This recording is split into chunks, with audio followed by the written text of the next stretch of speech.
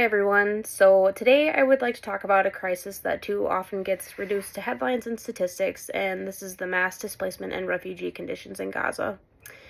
Beneath the politics and geopolitics are real people, families, children, and entire communities that are facing unimaginable hardships.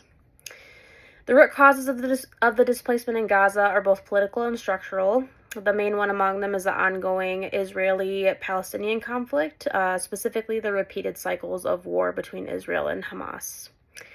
Since 2007, when Hamas took control of Gaza, Israel and Egypt, they have enforced a land, sea, and air blockade, which limits access to goods, medical supplies, and economic opportunity.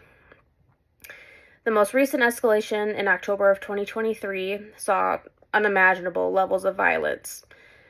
According to the United Nations Office for the Coordination of Humanitarian Affairs, otherwise known as the OCHA, by early 2024, over 1.7 million people, which is about 75% of Gaza's population, had been displaced. Displacement doesn't affect everyone equally, so children make up over 50% of Gaza's population, and nearly 1 million children have been displaced. That's almost half of the total displaced population.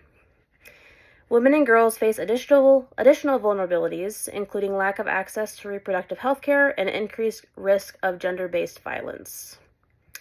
Families with lower incomes are less able to relocate or access private shelters, leaving them to rely on overcrowded UN-run shelters or makeshift tents. The elderly and disabled face mobility challenges and are often left behind in evacuations. This is not just displacement, it's a dispossession across generations. The impacts of displacement stem from the individual to the global level. Imagine losing your home, access to clean water, and a sense of safety overnight. Many displaced Gazans live in overcrowded shelters with limited sanitation, where diseases spread rapidly. The World Health Organization has warned of rising rates of cholera, respiratory infections, and mental trauma, especially in children. Entire neighborhoods have been leveled. Gaza's infrastructure, such as schools, hospitals, water facilities, they've all been decimated. According to the UNRWA, over 290 schools and 26 hospitals or health facilities have been damaged or destroyed. The Gaza crisis fuels broader regional instability. It also poses challenges for international humanitarian agencies, which face political barriers to delivering aid.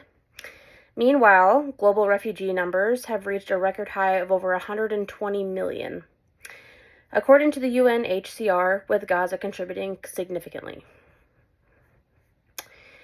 Let's take a look at Khan Yunis, a southern Gazan city that was declared a safe zone by the Israeli Defense Forces in late 2023. Thousands fled there, only for it to become the target of horrific crimes weeks later. Families were forced to flee again, many for the third or fourth time. This pattern of safe zones turning into conflict zones is a recurring nightmare, eroding any remaining trust in humanitarian corridors.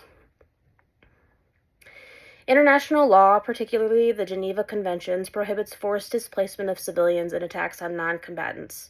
Yet enforcement remains weak. While the International Criminal Court has opened investigations, political obstacles persist. Meanwhile, organizations like UNRWA are chronically underfunded.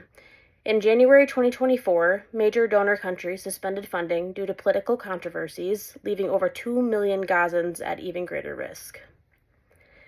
While a political resolution is vital, there are concrete steps we can take right now. Immediate, unrestricted access for aid organizations is essential. Funding for UNRWA and other agencies must be restored and expanded, regardless of political disagreements. We must support programs offering education in emergency settings and trauma counseling for children.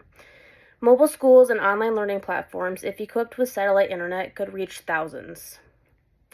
Temporary shelter is not enough. Reconstruction must begin with durable housing projects and infrastructure repair. International bodies should enforce accountability on rebuilding efforts. We need more than sympathy. We need sustained engagement. Social movements like #SaveGaza and #OpenGaza have helped spread awareness, but more educational campaigns are needed, especially targeting youth and policymakers.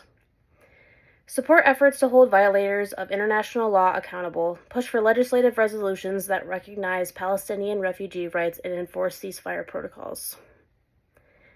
Displacement in Gaza is not just a humanitarian tragedy, it is a moral test for the global community.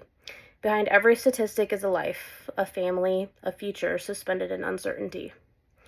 Let us remember that solutions aren't just about politics, they're about people. And people, no matter their nationality, religion, or background, deserve dignity, safety, and hope.